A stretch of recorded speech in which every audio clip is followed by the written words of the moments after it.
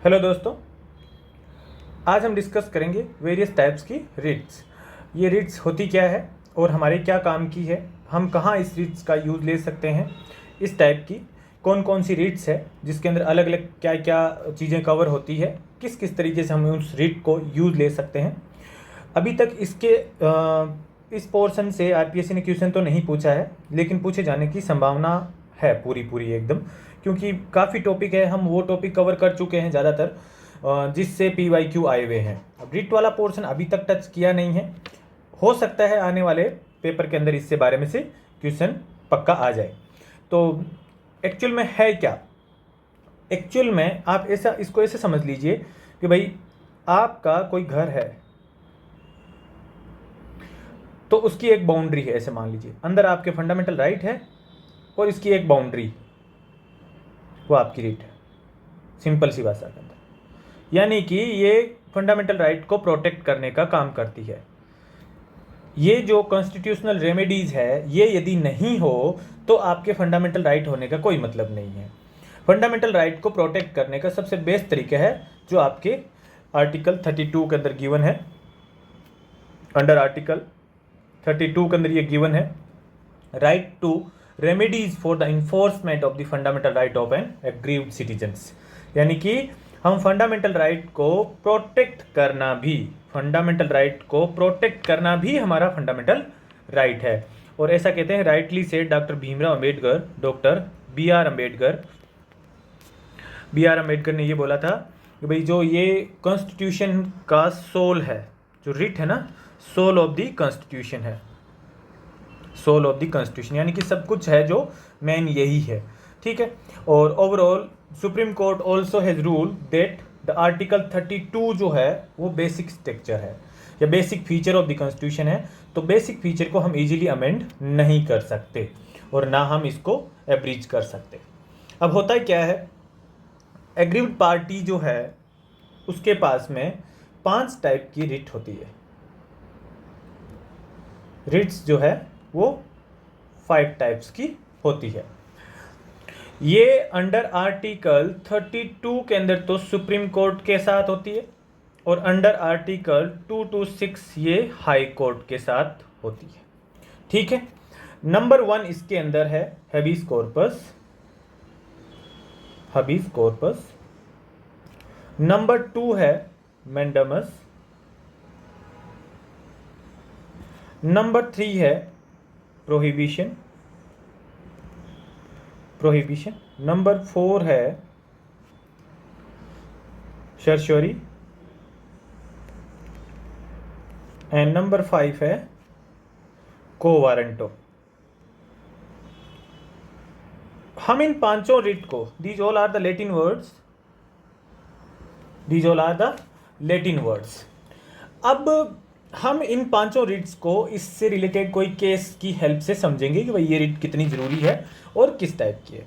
उससे पहले हम ये समझ लेते हैं कि भाई सुप्रीम कोर्ट और हाई कोर्ट की रिट के अंदर, सुप्रीम कोर्ट और हाई कोर्ट की रिट के अंदर फ़र्क क्या है। और अभी तक आपने सारथी सिविल सर्विस एकेडमी को सब्सक्राइब नहीं किया है तो ज़्यादा से ज़्यादा इस चैनल को सब्सक्राइब करें और बेल आइकन दबाना ना भूलें, ताकि आपके पास में और अच्छे अच्छे वीडियोज़ है टाइमली मिल जाए। चलिए डिस्कस करते हैं सुप्रीम कोर्ट के अंदर। सुप्रीम कोर्ट के अंदर है 32 और इधर है 226 आर्टिकल।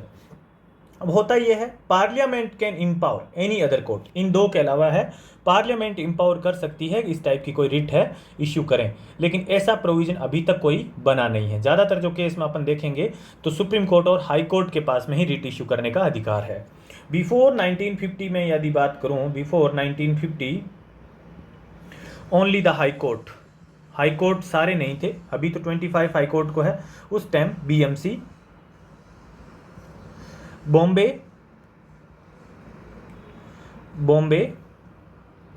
मद्रास एंड कोलकाता, ये तीनों जो हाई कोर्ट थे इन्हीं के पास में थी रिट करने की power.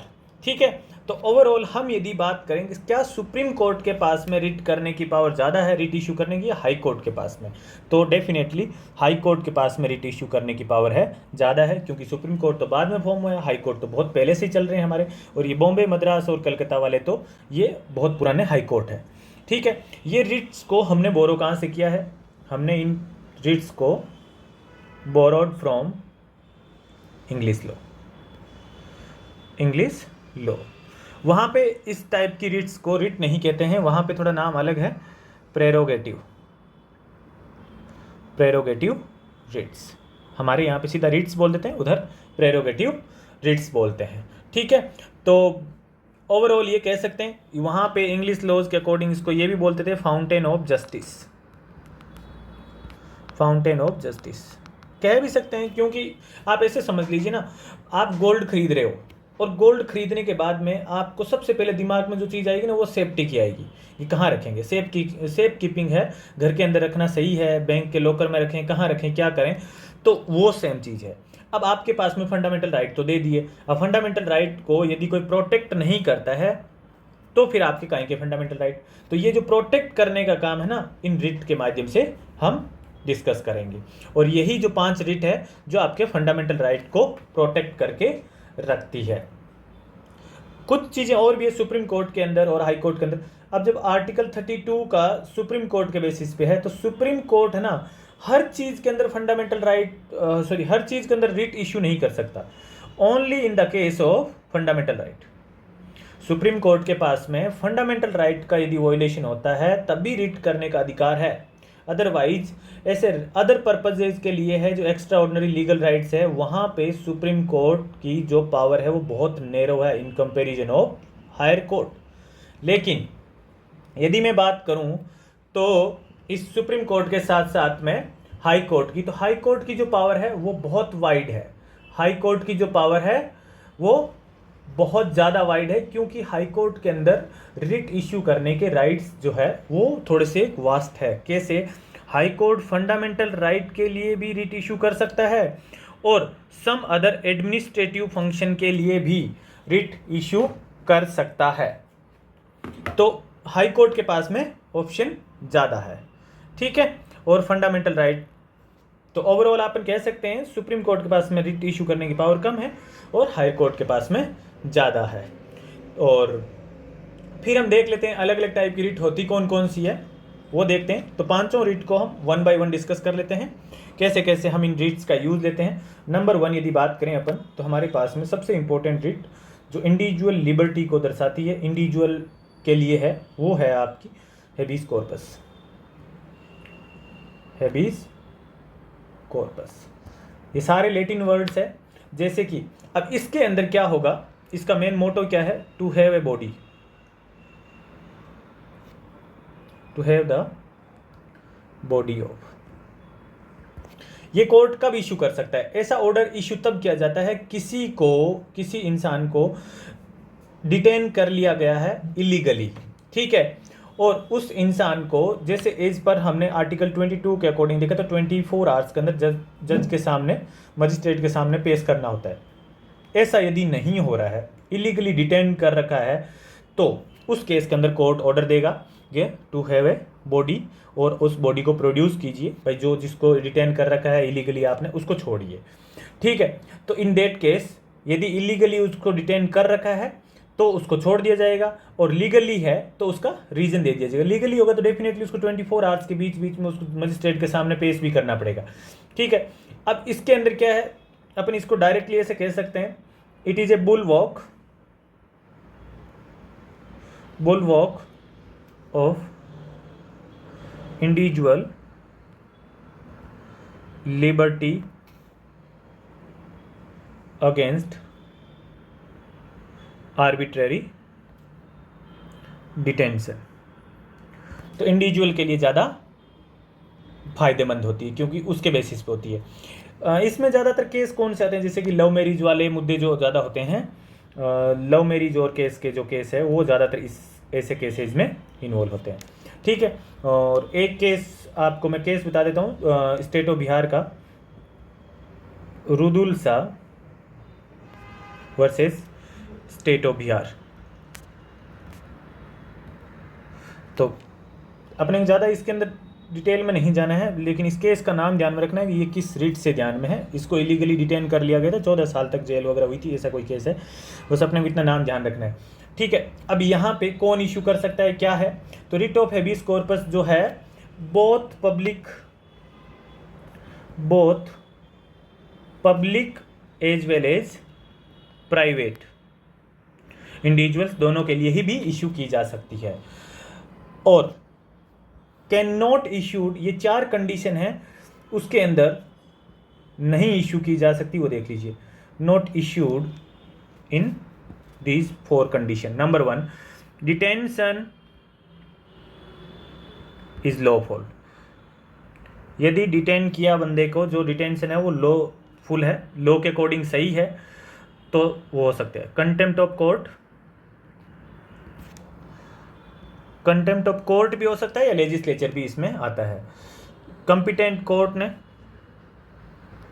Detention is by A competent court, and last, that is outside the jurisdiction। In 4 cases के अंदर ये हेबियस कॉर्पस इशू नहीं होती है। तो इलीगली डिटेन किया हुआ इंसान को लीगल इशू से लड़ने के लिए ये रिट है वो इशू होती है। सुप्रीम कोर्ट भी इशू कर सकता है, हाई कोर्ट भी इशू कर सकता है, ठीक है। हाई कोर्ट इसको 226 के बेसिस पे करता है, सुप्रीम कोर्ट इसको 32 के बेसिस पे करता है। नेक्स्ट रिट आपके जो आती है वो है नंबर 2 पे मंडामस।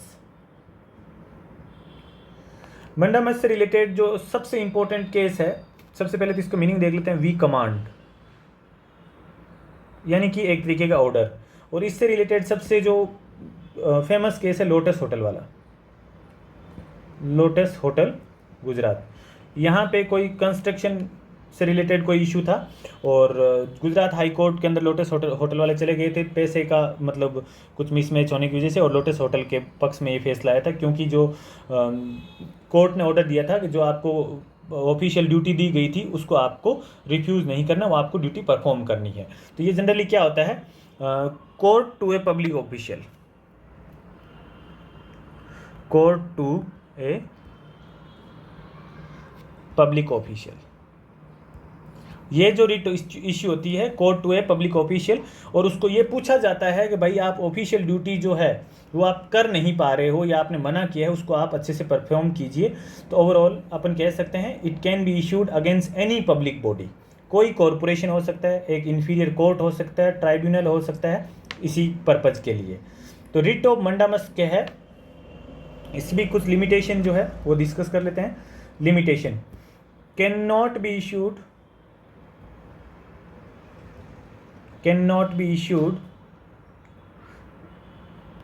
against a private individuals। Number 2 पे है can not be issued to enforce departmental instruction. Number 3 can not be issued when the duty is discretionary, mandatory कोई काम नहीं होता है तब duty is discretionary. And to enforce a contractual obligation, to enforce a contractual obligation against the president and governor and against the chief justice of high court। इनके against में ये मंडामस है, पब्लिक होते हुए भी इशू नहीं की जा सकती, ठीक है। नाउ नेक्स्ट जो है वो है सर्शियोरी एंड प्रोहिबिशन, हम साथ साथ डिस्कस करेंगे। प्रोहिबिशन, देखो दोनों के अंदर ही high court to lower court होता है। अब प्रोहिबिशन के अंदर क्या मेंशन होता है, टू फॉरबिड और here to be certified. To be certified. अब आप इसको सिंपल सी चीज़ समझो कि दोनों के अंदर ही high court to lower court issue होना है, तो फर्क क्या है? देखो, एक कहावत है, prevention is better than cure. तो काम को क्योर करने के लिए तो इश्यू होता है सर्शियोरी के लिए, और कोई काम को रोकने के लिए, प्रिवेंट करने के लिए प्रोहिबिशन होता है। तो अपन ऐसे मान लीजिए, सर्शियोरी के अंदर क्या होगा, ऑर्डर ऑलरेडी पास हो चुके हैं, तो इसके अंदर क्या होगा, हायर कोर्ट लोअर कोर्ट से वो केस की जो फाइल से अपने पास मंगाएगा और उसको रिव्यू करेगा। यदि उसके अंदर कुछ गड़बड़ है तो लोअर कोर्ट का जो ऑर्डर है उसको क्वेश्चन कर सकते हैं हायर कोर्ट इसके अंदर। और इधर क्या है, इधर केस अलग है, लोअर कोर्ट और ट्रिब्यूनल को क्या करेगा, तो बोलेगा कि आपके ये ज्यूरिसडिक्शन से बाहर है, आपके बस का नहीं है, एक्सीडिंग इट्स ज्यूरिसडिक्शन, और आप इस केस को है हाथ मत डालो और सीधा आगे फॉरवर्ड करो। तो it means mandamus direct the activity और प्रोहिबिशन डायरेक्ट इन एक्टिविटीज़। तो मंडामस की यदि मैं बात करूं तो जो मंडामस है वो एक्टिविटी, यानी कि आप काम कर क्यों नहीं रहे हो, और प्रोहिबिशन जो है आपको काम करने से मना कर रहा है कि आपके अगेंस्ट में है। और ये जो है प्रोहिबिशन वाली, ये सिर्फ और सिर्फ अगेंस्ट, किसके अगेंस्ट में लाई जा सकती है, against judicial and quasi judicial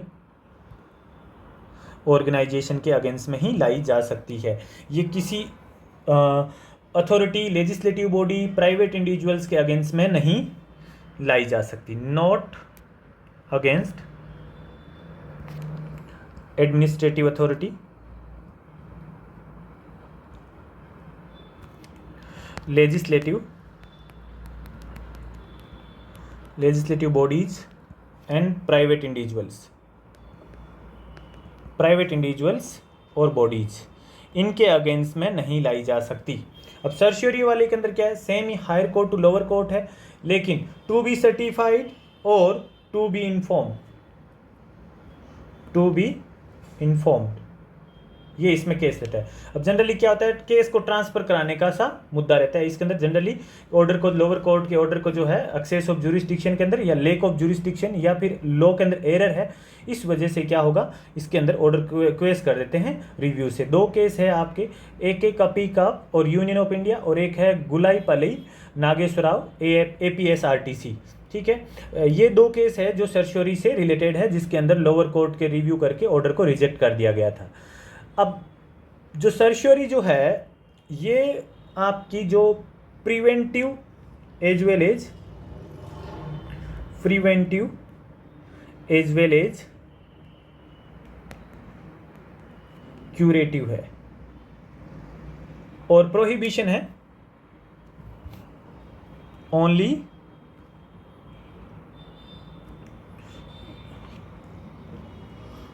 preventive है, प्रोहिबिशन ओनली प्रिवेंटिव है। तो सर्शियोरी और मतलब जैसे हमने डिस्कस किया कि जुडिशियल और क्वासी जुडिशियल अथॉरिटी के अगेंस्ट में इशू किया जा सकता है, एडमिनिस्ट्रेटिव अथॉरिटी के अगेंस्ट में इशू नहीं किया जा सकता है। लेकिन यदि कोई एडमिनिस्ट्रेटिव अथॉरिटी इंडिविजुअल्स के राइट्स को हैम्पर कर रही है, इन दैट केस सर्शियोरी है वो इशू किया जा सकता है।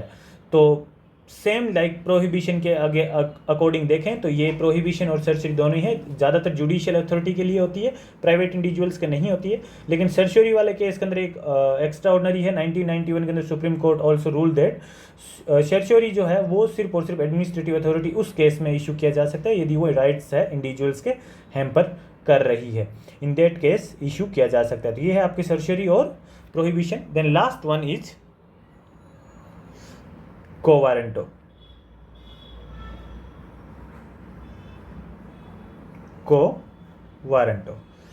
अब को वारंटो क्या है, इसका मतलब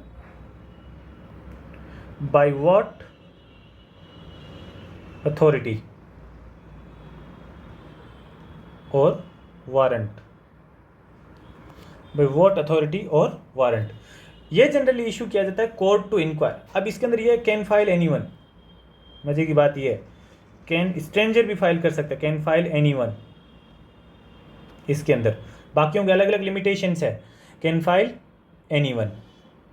अब यहाँ पे क्या है आप देखोगे तो इसके अंदर क्या है, बाय व्हाट अथॉरिटी और ऑफ और वारंट। इसका मतलब हो गया जैसे अपन एक एग्जांपल लेते हैं, कोई कॉलेज है, कॉलेज क्या कर रही है, इंट्रेंस एग्जाम करवा के फिर आपको उस पर्टिकुलर कोर्स में इनरोल करती है। तो उस इंट्रेंस एग्जाम की वैलिडिटी है वो आपको कभी भी साबित करनी पड़ सकती है कि हाँ आपने रियल में भी कोई इंट्रेंस एग्जाम दिया है या नहीं दिया है। तो अब पब्लिक ऑफिस जो है उसके रिलेटेड है, तो कोर्ट आपसे पूछ सकती है कि आप किस अथॉरिटी से, किस मतलब अथॉरिटी या किस वारंट के बेसिस पे जो है आपके ऑफिस की लीगलिटी क्या है, पब्लिक ऑफिस को होल्ड करने का, क्लेम करने की लीगलिटी क्या है। सो जो इलीगल अपसर्शन होता है पब्लिक ऑफिस का किसी भी इंसान के द्वारा, वो इस रिट के माध्यम से रोका जा सकता है। तो ओवरऑल पब्लिक ऑफिस है जो परमानेंट करेक्टर का जो है स्टेचू एक क्रिएट हो रखा है कॉन्स्टिट्यूशन के अंदर। So overall it can not be issued in case of ministerial office, cannot be issued in cases of ministerial office or private office. बाकी ये इशू कर सकते हैं। सो ओवरऑल अपन बात करें तो को वारंटो है अथॉरिटी को चेक करने के लिए है, ठीक है। अब बाकी जो है रिट के अंदर से सीधा सीधा आपसे यही क्वेश्चन पूछे जाते हैं इसके अंदर, भाई क्या क्या है इस रिट के अंदर, और इससे ज़्यादा आपके मतलब रिट के अंदर ज़्यादा डिटेल में क्वेश्चन आते नहीं हैं। कोई पर्टिकुलर कोई केस पूछ लिया जाए तो आपको थोड़ा सा ध्यान में रखना है। अभी इन सुप्रीम कोर्ट और हाई कोर्ट के अलावा रिट इश्यू करने का जो अधिकार है पार्लियामेंट किसी को भी दे सकती है, लेकिन अभी तक ऐसा कोई रूल बना नहीं है। तो ज़्यादा से ज़्यादा सारथी सिविल सर्विस एकेडमी को सब्सक्राइब कीजिए और अपने सर्किल, फ्रेंड सर्किल के अंदर इसको शेयर कीजिए, और बेल आइकन बटन जो है वो दबाना ना भूलें, ताकि ज़्यादा से ज़्यादा लोगों तक ये अच्छे अच्छे वीडियोज़ हैं हम पहुंचा सकें, ठीक है। चलिए मिलते हैं हम कुछ अच्छे वीडियोज़ के साथ में, कुछ और अच्छे टॉपिक्स के साथ में। तब तक थैंक यू।